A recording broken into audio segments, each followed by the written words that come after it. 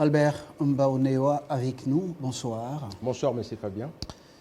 Spécialiste en droit des télécoms et du numérique, auteur d'un ouvrage que j'ai analysé avec vous dans une lecture apprivoisée. C'était encore... Droit congolais des télécommunications. Droit congolais des télécoms, il y a 9 ans. 9 ans. Nous étions encore sur des mandariniers. Ouais. Alors, M. Mbaonewa,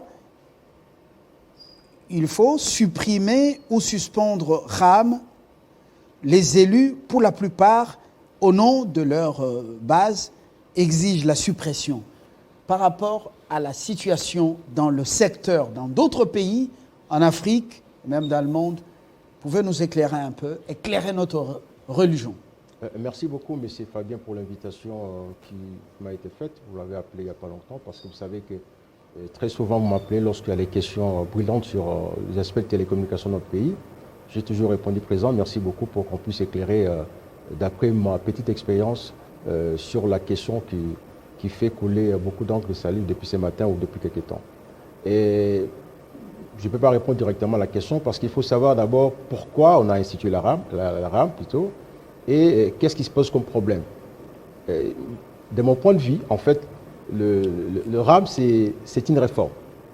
Et dans une société, lorsqu'il y a une réforme, il y a toujours des problèmes.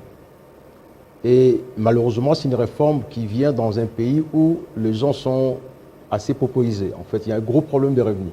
Mais c'est une réforme, ça vient pour la première fois, cet aspect, alors que nous sommes dans la téléphonie depuis des années. Qu'on doit imposer.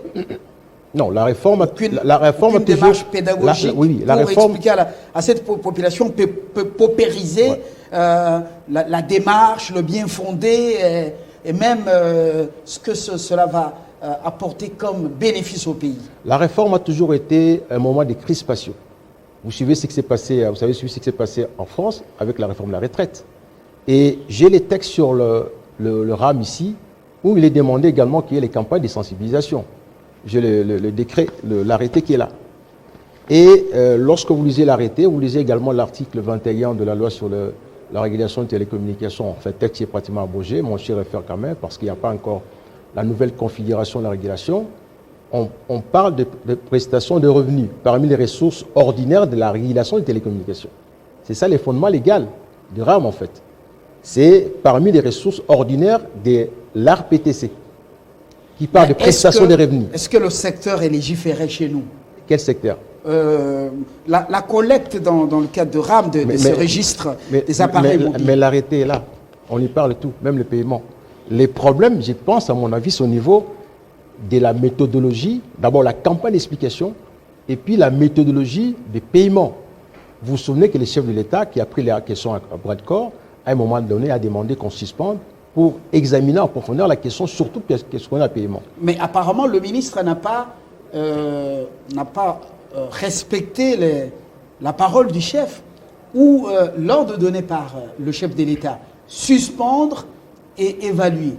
Oui, en fait, non seulement le président de la République, mais lors d'une réunion du Conseil des ministres au mois de mai, je me souviens encore, la question a été également abordée.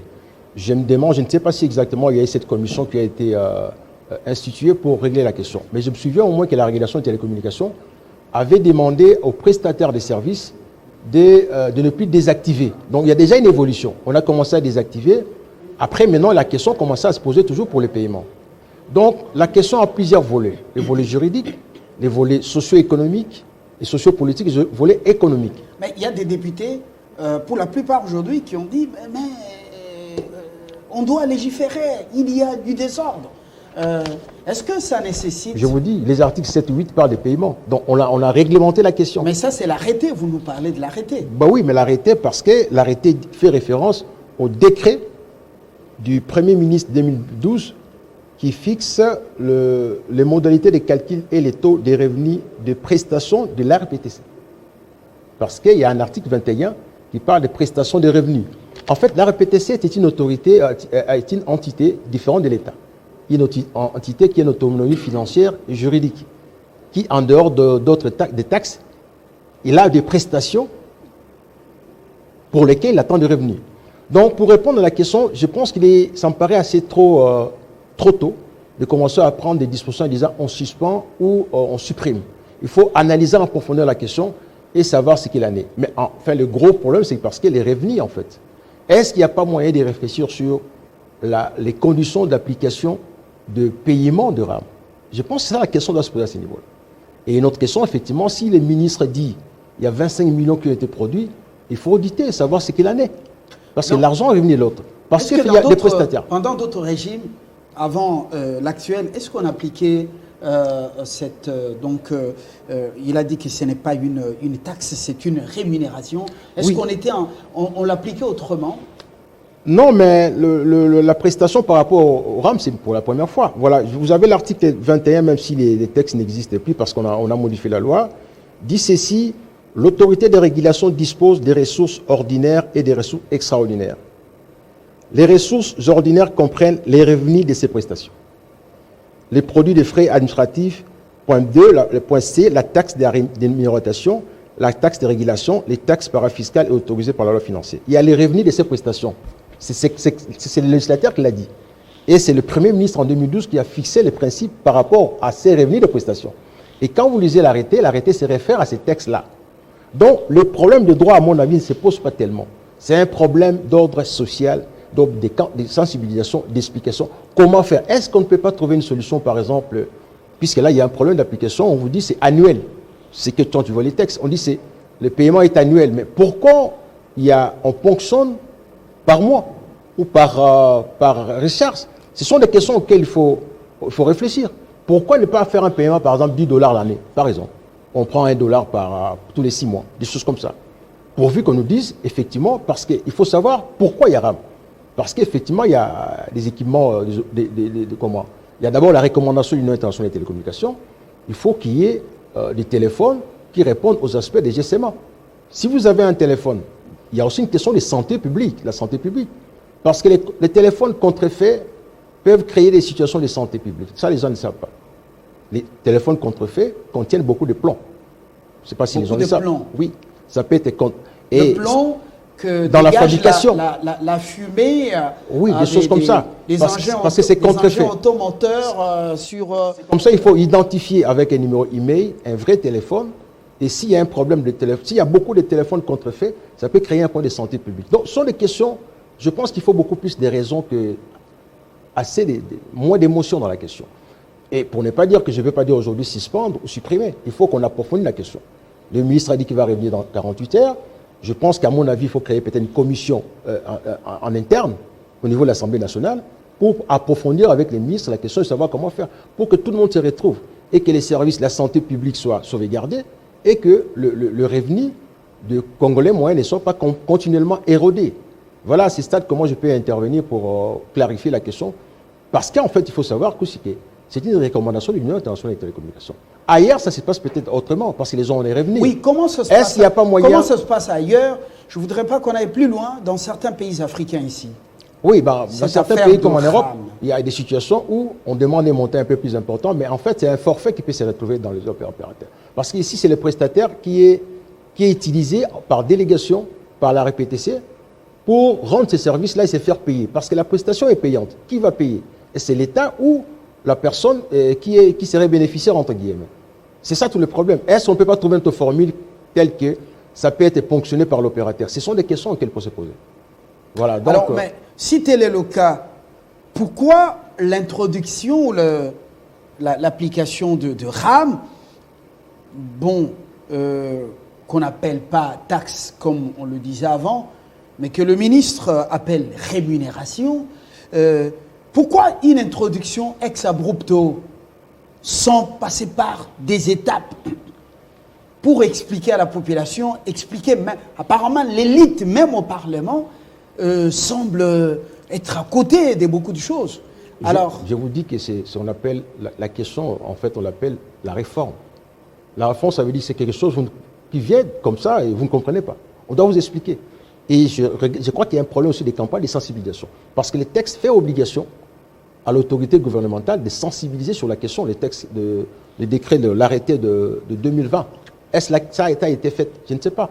Mais je pense qu'à un moment donné, on va trouver un compromis pour qu'on aille de l'avant. Est-ce que ce qui a été effectivement... Si on se rend compte aujourd'hui que, quand on audite, effectivement, l'argent qui a été comptabilisé a servi à à arroser davantage, par exemple, la digitalisation du pays d'un certain point. On peut toujours avancer, mais je pense qu'il faut toute proportion regarder.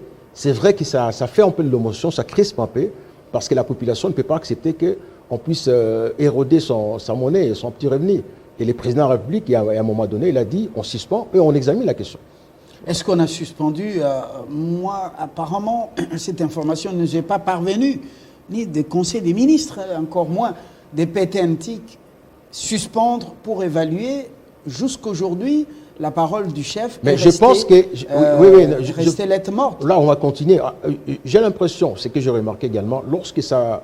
C'est pas la première fois que la question soit brûlée, hein, soit porte à la connaissance, ça crée cette histoire de tollé. Il y a plusieurs mois, au mois de mai, je pense. La question est non, l'année passée, il y avait un problème. Et on avait demandé, et je me souviens, la régulation des télécommunications a demandé aux prestataires de ne plus désactiver, parce qu'à l'époque, on désactivait même le téléphone lorsqu'on ne payait pas la RAM. Et là, a été plus question. Donc, je pense que la question est en train d'évoluer par rapport à certaines choses. On ne désactive plus, mais on se rend compte que on continue à payer trop, par exemple. Et qu'est-ce qu'on fait? Il faut s'asseoir. À mon avis, il faut une commission comment on appelle ça, commission parlementaire d'enquête.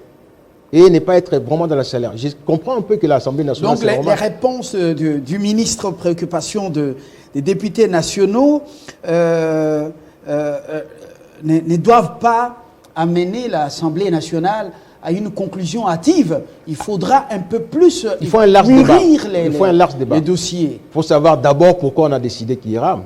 Il faut savoir pourquoi les objectifs poursuivis, les causes. Il faut savoir, est-ce que les gens ont réfléchi sur ça? Quand on vous dit que ça peut poser une question de santé publique, parce qu'il y a des équipements contrefaits qui peuvent avoir une implication sur la santé publique, est-ce que la question a été examinée? Est-ce que tout ça? Il faut que, je crois que de manière rationnelle, les gens s'assoient et disent qu'est-ce qu'il faut faire. Quelle est la démarche la plus appropriée? Est-ce que c'est seulement à cause des téléphones contrefaits que RAM est d'application chez nous? Non, il n'y a pas si réellement on a détecté des téléphones contrefaits et très dangereux pour la santé publique au Congo, qu'est-ce qu'on en a fait? Il a donné un chiffre. Il a donné un chiffre, justement, mais ces téléphones sont-ils hors usage dans nos portes d'entrée, les portes d'entrée du pays? Les services laissent entrer des téléphones et d'autres matériels contrefaits ou de qualité piètre sur le territoire national. L'œil de l'OCC, c'est pas... C'est comme ça. Alors tout ça, dit, pourquoi on cherche les solutions en aval au lieu de... Il faut un large débat. Oui. Il faut un large débat sur la question.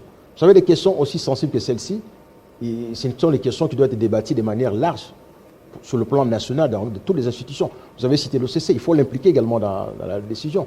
Il n'y a pas seulement les téléphones contrefaits, il y a des téléphones aussi volés. Si vous avez un numéro email seulement, comment on réagit vite pour qu'on puisse désactiver un téléphone volé? On vous vole votre téléphone, Fabien Lumbala. Il y a des données qui sont là-bas. On en fait quoi la minute qui suit? On ne sait pas. Mais il y a aussi la façon de dire comment faire pour intervenir vite pour que le téléphone de Lumbala qui est volé soit désactivé, pour qu'on ne vole pas les données, on n'isire pas l'identité de Lumbala. Ce sont des questions qu'il faut poser. Et il faut l'efficacité maintenant. Il faut approfondir la question. Il y a aussi le volet sécurité qui intervient. Oui, la sécurité de l'État, la sécurité si on ne contrôle pas les téléphones aujourd'hui ici, c'est comme l'identité des personnes. Oui. Si on ne contrôle pas certains téléphones, un téléphone qui vient de Dubaï, je ne sais pas où il n'est pas identifié. Et ces téléphones, vous savez une chose, c'est que ce qui se passe aujourd'hui, qui peut vous dire que non, ce téléphone ne veut rien, mais c'est un téléphone qui peut être hypersonique, hyper technologie de dernier cri. Qui aurait cru que Angela Merkel aurait pu l'espionner par les Américains, par son portefeuille? Ou Macron? Ce sont des questions très sensibles. Il faut que l'État s'implique dans l'identification des équipements, dans l'identification. Mais le problème maintenant, c'est quoi? C'est une prestation, mais il faut payer la prestation. Est-ce que l'État peut prendre ça en charge, par exemple? Ce sont des questions auxquelles il faut réfléchir. Parce qu'en réalité, c'est un prestataire qui s'occupe de ça et qui s'est fait rémunérer par délégation du pouvoir de la RPTC. Est-ce qu'on ne peut pas trouver notre formule pourvu qu'on puisse identifier et contrôler tout ça? Ce sont des questions auxquelles il faut réfléchir au niveau de l'Assemblée nationale, par une commission, par exemple. Oui. Et surtout qu'il y a maintenant un ministère dit du numérique. Toutes ces questions, qui je crois doit qu'il faut... travailler en collaboration avec les Moi, c'est sûr même que PTMTIC. l'Assemblée nationale s'assoit calmement, approfondir la question dans une commission. Commission d'enquête, commission pour évaluer tout ça. Quelle est l'approche appropriée, pourvu qu'on arrive à atteindre les mêmes objectifs assignés au niveau de la RAM. Loin de la passion. Loin de la passion.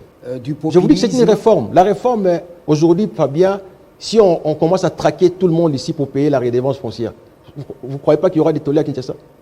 Redevance foncière. Seulement aller payer l'impôt foncier de la ville. Là où les gens ont commencé à traquer tout le monde ici. Il y aura toujours un tollé. Il y aura un tollé. C'est la réforme, en fait. C'est un moment de crispation. Des choses que vous ne comprenez pas qui viennent comme ça, et puis subitement, etc., etc. Bon, sans vous entraîner sur un terrain politique, le ministre dit ça a servi dans la gratuité, mais on connaît la gratuité. Il y a des écoles qui n'ont pas reçu les frais de fonctionnement. C'est une parenthèse que je referme.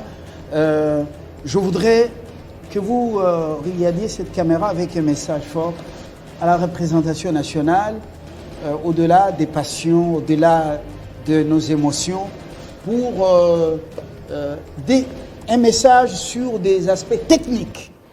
Oui, je comprends un peu l'attitude des députés. C'est une attitude aussi responsable parce qu'ils ont une attitude de redevabilité vis-à-vis de la population qu'ils représentent. Mais je pense qu'il faut demander également aux élus nationaux d'examiner la question avec beaucoup de rationalité, d'approfondir la question dans un large débat. Parce que vous avez cité par exemple les cas de services comme l'OCC, qui doit être impliqué dans cette histoire de téléphone, etc., etc. Est-ce qu'il n'y a pas moyen qu'on approfondisse la question par une commission d'enquête pour examiner tous les aspects de cette question et finalement tirer les conclusions qu'il se faut, des conclusions qui ne soient pas actives, des conclusions assez responsables et de manière à ce que tout le monde se retrouve dans cette affaire, et l'État, et les députés, et la population. Et surtout la santé publique. Et parce que le chef de l'État qui tient également à ce que la population se retrouve toujours dans une situation meilleure, je ne pense pas qu'il sera sourd d'oreille par rapport à une question aussi délicate que celle-ci, qui fait l'objet de débats importants au niveau de l'Assemblée nationale. Voilà. Alors, Mbaounewa Albert dit qu'il est tôt de dire suspendre ou supprimer. Il faudra réfléchir, sans passion, sans émotion. Bon, les élus du peuple, la balle est dans votre camp, une patate chaude entre les mains, mais c'est possible. Je vous remercie. Merci beaucoup.